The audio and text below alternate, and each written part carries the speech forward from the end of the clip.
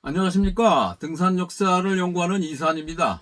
오늘은 1933년 영국 에베레스트 원정대 3부에 대해 말씀드리겠습니다. 1933년 제4차 에베레스트 원정에서 전문 산악인만 참가한 것이 아니라 옥스퍼드 출신 아마추어 등산가 토머스 브로클뱅크도 참가를 했습니다.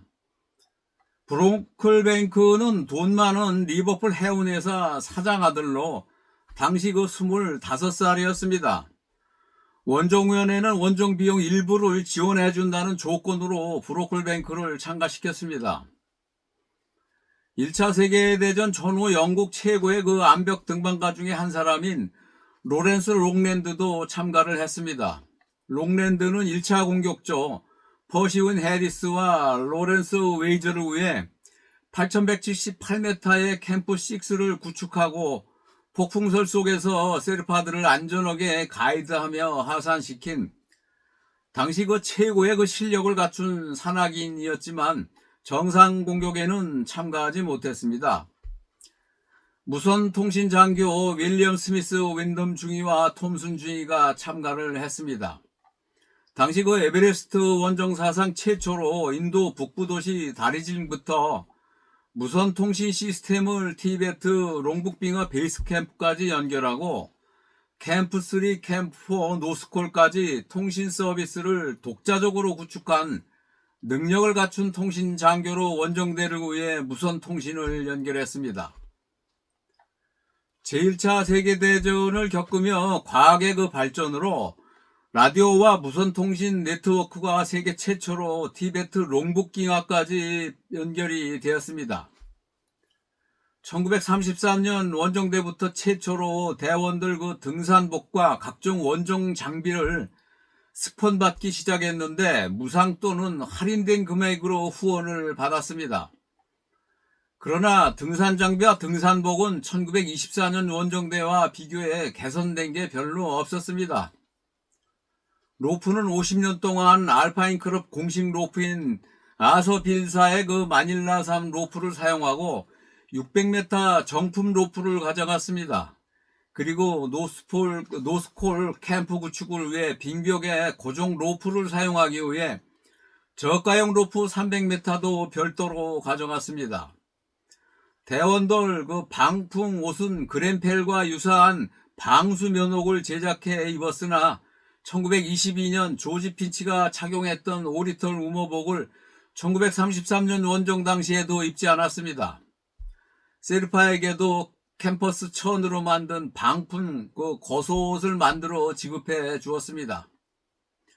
텐트는 고소에서 사용할 2인용 튼튼한 미드 텐트로 무거운 왼포 텐트를 대체하고 최초로 6인용 이글루 모양의 돔 텐트를 제작해 가져갔습니다. 텐트 중간에 8개의 프레임을 넣어 지금의 돔 텐트처럼 지지대를 폴로 사용할 수 있게 당시에는 혁신적인 텐트였습니다. 이때부터 히말라야 원정에서 돔 텐트가 사용되기 시작했습니다. 특이한 장비로는 요크셔 동굴 탐험 대원들이 기증한 로프 사다리로 노스콜 아래 루트를 개척할 때 40m 빙벽에서 아주 유용하게 사용을 했습니다. 그러나 이때까지도 빙벽용 아이스 하켄이나 스크류용이 없었기 때문에 암벽용 하켄으로 확보를 하며 올라갔습니다.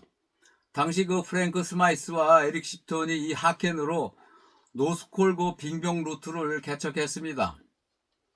산소 문제는 캠브리지 대학 브라이언 매티스가 개발한 호흡기를 의료용으로 사용을 했습니다. 대원들은 7,000에서 8,000m 고소에서 인후통으로 목이 많이 부어 문제가 발생했을 때 호흡기를 사용하며 응급산소로 큰 효과를 보았습니다. 산소통은 무게를 줄이기 위해 닥터 레이먼드 그린이 재설계해 단순하게 제작된 산소통을 가져갔습니다.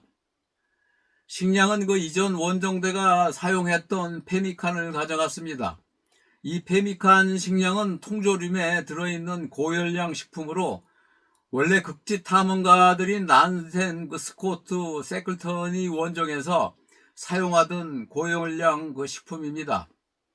주로 그 소고기, 술록, 들소고기를 말린 후 고깃가루에 소량의 그 소금과 지방, 소기름을 정제해 만든 식품으로 수분이 없어 부패 걱정이 없는 식량이었습니다. 이 페미카는 고소 캠프에서 이상적인 식량으로 눈을 녹여 물을 끓인 후 비스켓을 섞어 죽처럼 먹었던 고소 식품이었습니다. 대원들은 산소가 희박한 고소 텐트 안에서 영하의 그 추운 날을 대기하며 매일 역겨운 그 통조림 고기에다 연유짠 산성 그 음료로만 살 수가 없어서 베이스캠프에 매일 무전을 쳐 고기와 야채 그리고 양고기, 햄, 계란을 보내달라고 요구를 했습니다. 술은 깡통에 부어 뜨겁게 데워 마시고 신선한 야채와 과일이 없어 괴혈병 치료제로 농축 레몬즙을 마셨습니다. 원종 비용은 그동안 원종위원회가 모아놓은 5,000파운드가 있었고 7,000파운드가 더 필요했는데 출판사 호더앤 스토턴이 3,000파운드를, 신문사 데일리 텔레그래프가 3,500파운드를 후원해 원종 비용을 마련했습니다. 1933년 제4차 에베레스트 원정대는 원정사상 최강의 그 대원들로 구성된 팀이라고 말하고 대원 누구나 정상에 설 수 있다고 장담을 하고 갔지만 속된 말로 뻥이 절반이었습니다. 대원들은 각자 2월 말 인도 북부도시 다리질링의 그 플랜터스 크롭으로 집결을 했습니다. 그리고 2주 동안 진군들을 선발하고 신체 검사를 한 후 구충제를 먹게 했습니다. 고속캠프 진군으로 선발이 되면 고임금 보너스를 받을 수 있어 많은 지역에서 모여들어 경쟁률이 대단했습니다. 대원과 진군은 다리질링을 떠나기 전에 빛나는 설원 속에 칸첸중가가 내려다 보이는 사원에서 진군에게 무사함을 위해 기도를 하고 대원들의 그 안녕을 위해 매우 중요한 의식이 거행되었습니다. 이 의식은 진군에게는 큰 도움이 되는 행사였습니다.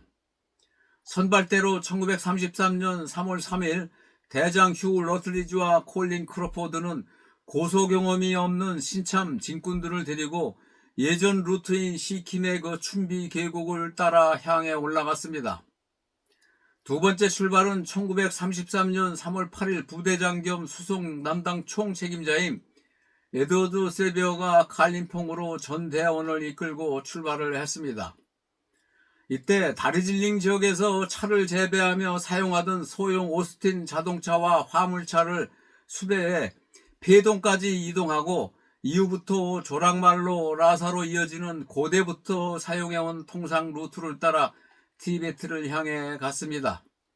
대원들은 이전부터 지나온 전통적인 루트를 따라 거친 바람 속 티베트 고원을 횡단하는 긴 여정이 시작되었습니다. 중간중간 새로운 지역으로 들어가면 수송수단인 야크 노새 조랑말을 교체하고 임대료를 흥정하는 것이 보통 거치장스러운 것이 아니었습니다. 지역대장 종편에게 흥정상품으로 술, 위스키가 최고의 인기가 있었습니다. 술만 많이 주면 대개 흥정이 잘 이루어졌습니다. 오늘은 여기까지 하겠습니다. 다음은 1933년 영국 에베레스트 원정대 4부에 대해 말씀드리겠습니다. 1933년 제4차 원정대장 휴 러틀리지는 황량한 티베트의 그 차가운 그 모래바람 속에서 트레킹하며 나아갈 때 참가대원 산악인들을 보면서 너무 낙천적이며 낭만적인 성격들이라 정말 기분이 좋았다고 말을 했습니다. 1930년 칸첸중가 원정대장인 독일 파울 바우어도 히말라야 거대 봉우리를 등반하려면 낙천주의자가 되어야 한다라고 말할 정도였습니다. 이 세상 인간 중에서 죽을 줄을 알고 고산에 스스로 들어가는 인간은 산악인 뿐입니다. 원래 산악인들은 로맨티스트들이며 가장 낭만적인 인간들입니다. 등산 역사에 관심이 있으시면 구독해 주십시오. 감사합니다.